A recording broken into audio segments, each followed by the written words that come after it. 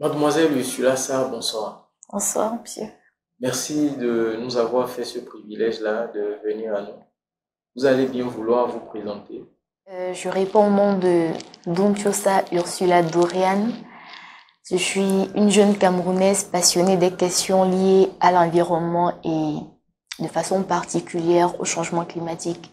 Donc comme ça, je suis fondatrice d'une structure au sein de laquelle au quotidien des déchets solides, ménagers biodégradables sont transformés en un produit communément appelé charbon écologique. Donc ce produit-là vient réduire le taux de déforestation dû à la production du bois classique et du charbon de bois et vient aussi réduire le volume des déchets.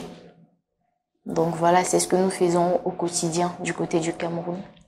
Je précise que nous vous avons rencontré au cours des travaux du One Forest Summit et vous avez également pris part au One Forest Youth Forum.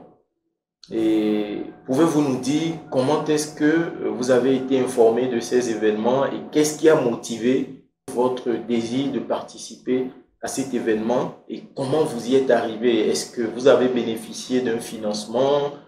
Les travaux ont pris fin? Qu'est-ce que vous avez gagné? Qu'est-ce que vous avez retenu? Quel est le sentiment qui vous anime? Ok, déjà je tiens à rappeler que Polonia Tech, qui est le nom de la structure, est membre du REGEFAC. Donc c'est par le REGEFAC que j'ai l'information. Je postule, je reçois ma lettre d'invitation, donc c'est validé. Mais on me fait savoir que je ne pourrais pas être financée. Donc côté logistique, il n'y aura pas de financement. Mais parce que je suis sensible aux questions de la gestion durable des forêts et parce que je suis une actrice de ce domaine-là, j'ai tenu à participer. Chose qui n'a pas été facile parce que je n'avais pas assez de moyens.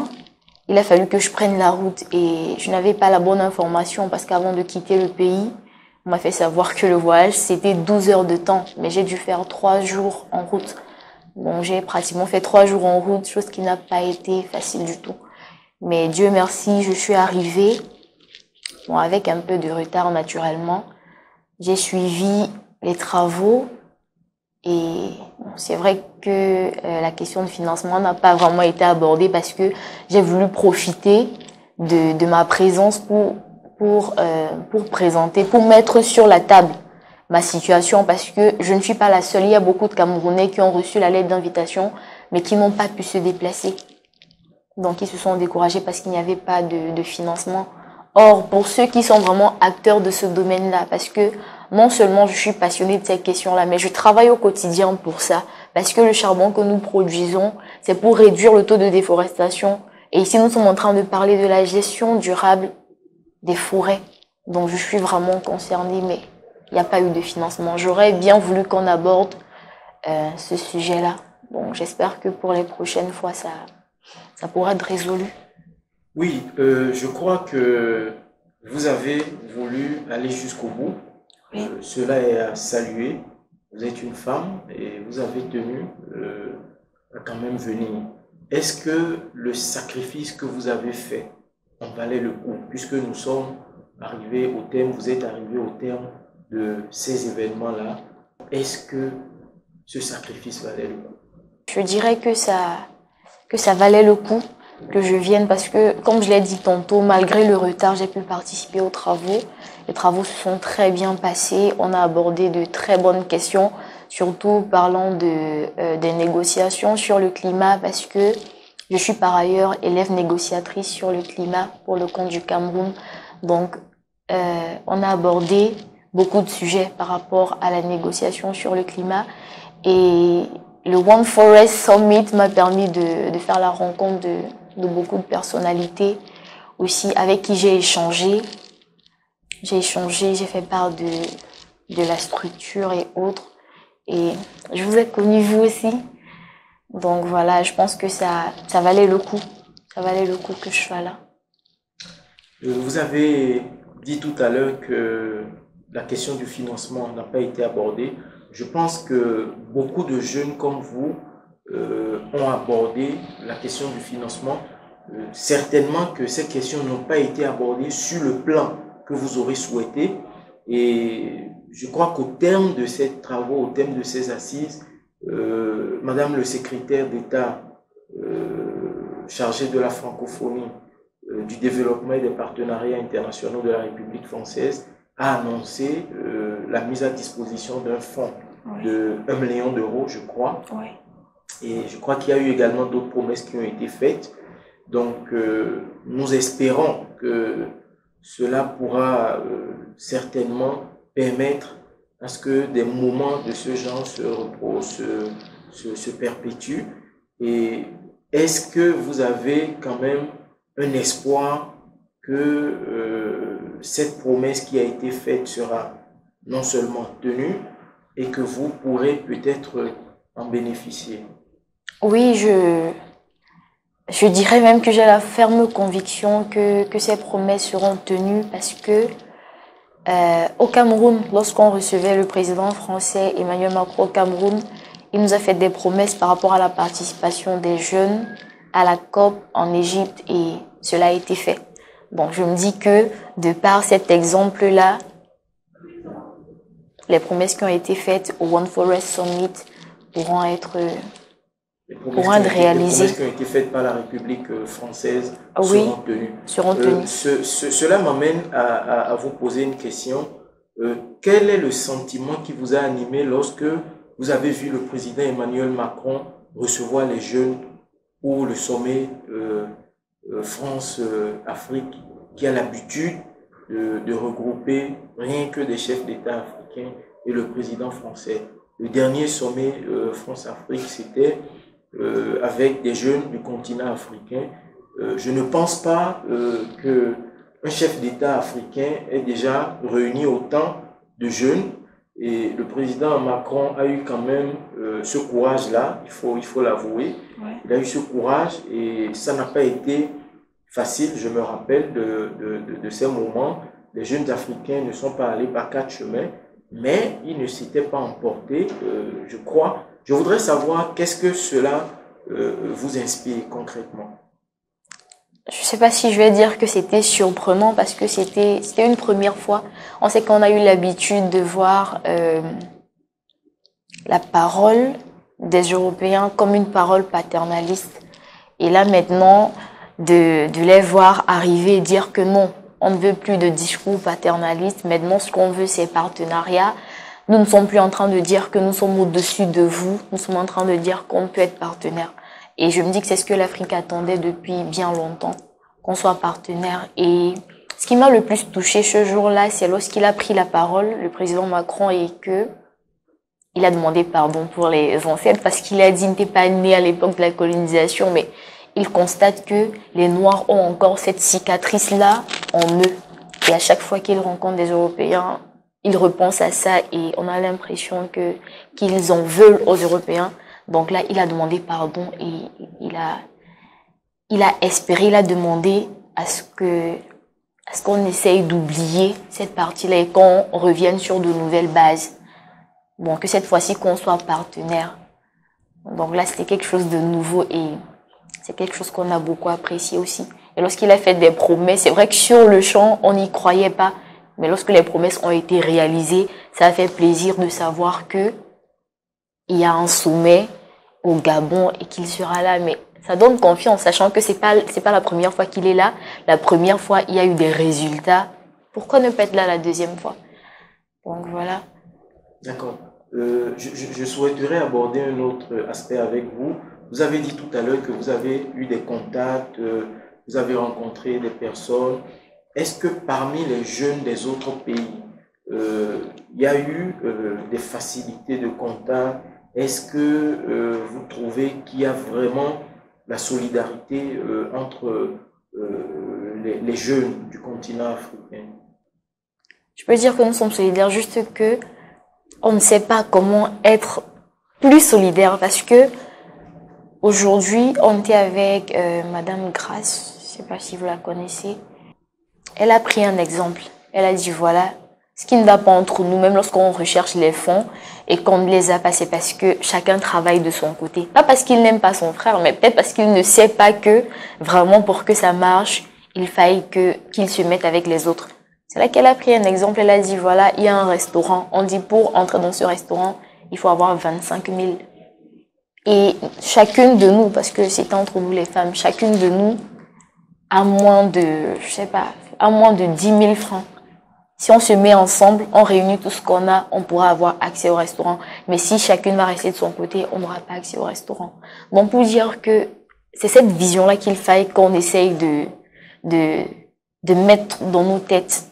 Bon, c'est pas qu'on n'aime pas nos frères, c'est pas qu'on veut faire seul. C'est juste qu'on ne connaît pas encore. Parce que lorsqu'elle parle comme ça ouvre l'esprit et puis on se dit, ah oui, mais c'est vrai. Lorsqu'on mène telle action-là, c'est petit. Pourtant, si on réunit nos actions, on aura quelque chose de grand. Bon, je me dis que la solidarité, elle l'a, mais elle peut être mieux encore. Quels sont les panels ou les ateliers, aussi bien du One Forest Youth Forum que du One Forest Summit que vous avez apprécié? Comment avez-vous trouvé l'organisation? Et les prochaines fois, qu'est-ce que vous aurez aimé voir améliorer? Concernant le panel que j'ai le plus apprécié, c'est celui avec l'Union européenne. Donc j'ai beaucoup apprécié l'intervention du vice-président de l'Union européenne parce que c'est lui qui parlait des négociations et il a attiré mon attention sur un aspect que je ne voyais pas bien avant parce que dans les négociations, il y a un groupe qu'on appelle le G77 plus la Chine. La Chine, c'est un gros pollueur. C'est même le deuxième plus grand pollueur. Mais là, lorsqu'on parle de G77 plus la Chine, là, on remet la Chine avec les pays moins pollueurs. Or, tout le groupe doit agir ensemble. Il va falloir faire des recommandations qui puissent arranger tout le groupe. Or, là, on est avec des moins pollueurs et avec le gros pollueur. Là, on ne peut pas prendre des résolutions qui vont arranger seulement les moins pollueurs. Il va falloir que ça arrange le gros pollueur. Et là, on se retrouve avec des résolutions qui ne tiennent pas. Donc là, il a tiré notre attention sur ce point. Il a dit qu'il faille qu'on se batte vraiment pour revoir ce groupe-là. Donc il a beaucoup expliqué, c'est ce que j'ai le plus aimé. Autre chose encore, l'organisation. J'ai trouvé que l'organisation a été très bonne parce que le timing a été respecté, ce qui ne se fait généralement pas lors des conférences. Le timing a été respecté, juste que le temps qui a été donné pour chaque atelier, je l'ai trouvé vraiment très petit parce que hier j'ai demandé la parole. Mais il a fallu qu'on arrête les travaux sans que je ne prenne la parole parce qu'il n'y avait pas assez de temps. Parce qu'il fallait, je comprends qu'il fallait respecter le programme. Le programme a été respecté, c'est une très bonne chose. Mais juste que les débats étaient tellement, les débats suscitaient tellement de questions, oui, il n'y avait pas assez de temps. Donc les débats étaient très intenses pour le temps qui était donné à chaque panel. C'est-à-dire que les prochaines fois, il faudrait qu'il y ait plus de temps. Qu'il y ait plus de temps, exactement. Et oui. Je crois que vous avez parlé de l'Union européenne, et c'est-à-dire que ce panel spécifiquement doit, au niveau de l'Union européenne, faire l'objet de plus de communication. Est-ce que c'est ce que vous voulez dire? Au-delà de l'Union européenne, je crois qu'il y avait d'autres structures. Je crois qu'il y avait le programme des Nations Unies pour le développement, sauf erreur de ma part. Je crois qu'il y avait France Volontaire. Je crois qu'il y avait également la Suisse qui était là. Est-ce à dire que vous n'avez été intéressé que par la présentation de l'Union européenne, où vous trouvez que cette thématique doit être beaucoup plus abordée au profit des jeunes? Ok, je vais revenir sur mes propos. Lorsque j'ai parlé du panel avec l'Union européenne, c'est parce que vous avez demandé quel était le panel qui m'avait le plus attiré. C'était ce panel-là. Et par rapport au timing, il ne s'agissait pas de ce panel-là. Ah, d'accord. Oui, il s'agissait des autres panels même. Oui. Bon, tous les panels étaient bien, mais j'ai préféré celui-là. Si vous était donné de vous adresser aux initiateurs de ces deux événements, qu'est-ce que vous leur direz? Je leur dirais premièrement merci beaucoup pour l'initiative et félicitations. c'est une très belle initiative. Je ne sais pas comment est-ce que quelqu'un a vraiment pensé à ça. C'est à féliciter. C'est une très belle initiative et je suis contente de savoir que les personnes ressources qui ont été invitées ont décidé d'accompagner ce forum-là pour des années à venir. Donc, ce sera meilleur pour des années. Ça va continuer d'exister. C'est quelque chose de très bien. Il y a eu beaucoup d'activistes. Ce fut une très belle expérience pour moi. Et je sais qu'ensemble, on y arrivera. C'est certain.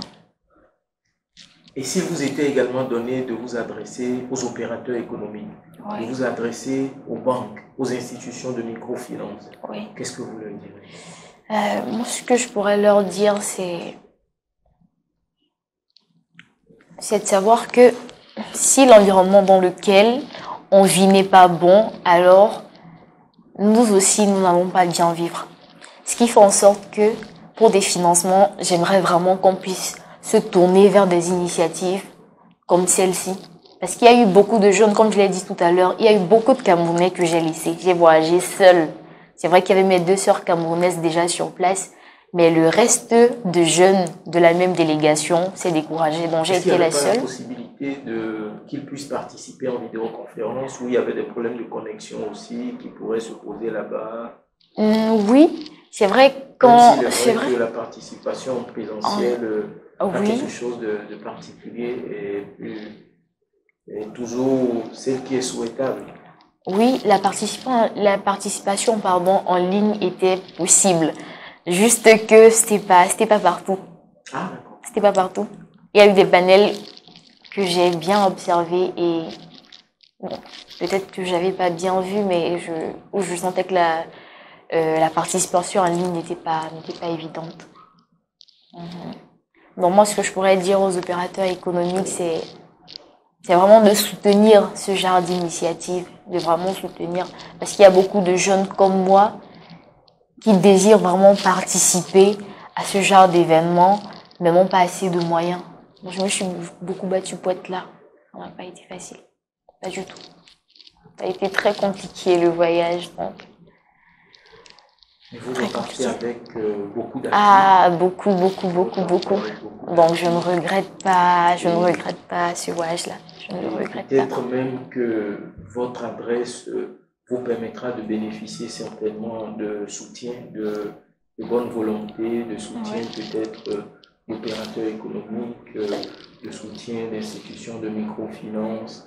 Quel est le chiffre d'affaires de votre entreprise? Votre entreprise, elle fonctionne comment? Vous l'avez lancée comment? Et aujourd'hui, est-ce qu'elle vit bien? Est-ce qu'elle vous permet quand même de joindre les deux bouts? Sinon, de quoi avez-vous concrètement besoin? Là, par rapport pour ce qui concerne l'entreprise, je ne dirais pas qu'on vit déjà de ce qu'on y gagne. C'est un domaine porteur. La demande est grande en ce qui concerne le charbon. C'est vrai que la production est moins grande que la demande parce que le matériel est traditionnel. On n'a pas encore assez de moyens pour être au niveau industriel ou même semi-industriel. Et là, pour le projet, nous sommes des jeunes. On n'a pas eu de financement jusqu'ici. On n'a jamais eu de financement pour ce projet. Donc, on s'est battu avec le peu qu'on avait. On a lancé, au début, je me souviens, j'ai lancé avec 20 000 francs. Bon, lorsque j'ai vraiment eu la vision, lorsque je me suis décidée de lancer, j'ai vu qu'il ne fallait pas que j'attende d'avoir beaucoup, qu'il fallait que je commence avec le peu que j'avais. C'est là que j'ai commencé avec 20 000 et puis à chaque fois que j'avais de l'argent, je mettais. Et j'ai même eu à faire des prêts. C'est vrai que ce n'est pas conseillé. Bon, d'après ce qu'on dit, il n'est pas conseillé de faire des prêts pour lancer une structure, mais j'ai dû le faire parce que je n'avais pas assez de moyens et je croyais en ma vision. Je continue de croire à cette vision-là. Même s'il n'y a pas encore de retombées, je continue de croire que ça va marcher parce que c'est quelque chose qui marche, c'est quelque chose qui rapporte. Mais à ce niveau, nous sommes encore en train de pouvoir rembourser ce que nous avons dépensé pour pouvoir acquérir le matériel que nous avons à notre disposition. Il vous faut combien? Vous avez besoin de quoi concrètement aujourd'hui? Présentement? Si quelqu'un veut vous aider, il vous demandera certainement de quoi avez-vous besoin concrètement.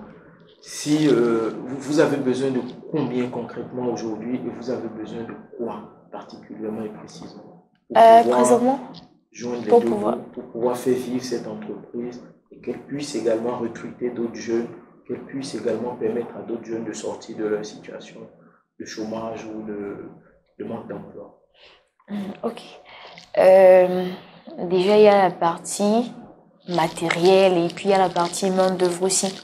Parce que c'est nous-mêmes qui travaillons sur le terrain. Donc, vu qu'il n'y a pas assez de moyens pour pouvoir payer, pour pouvoir employer des personnes, c'est moi qui vais dans des déchets avec les deux gars avec qui je travaille. C'est nous qui faisons le travail parce qu'on n'a pas assez de moyens pour la main-d'œuvre. Donc, il faut des moyens pour pouvoir payer les employés, pour pouvoir employer des personnes. Et aussi, dans le processus de fabrication, il y a des étapes comme l'étape de malaxage. Pour le malaxage, pour que la production soit vraiment rentable, il faut un malaxeur. Les malaxeurs qu'on utilise dans le génie civil pour tourner le béton là, ça tourne dans les 800 000 et autres. Mais parce qu'on n'a pas cette quantité-là, on est obligé de faire le malaxage manuel, ce qui rend la chose un peu trop complexe.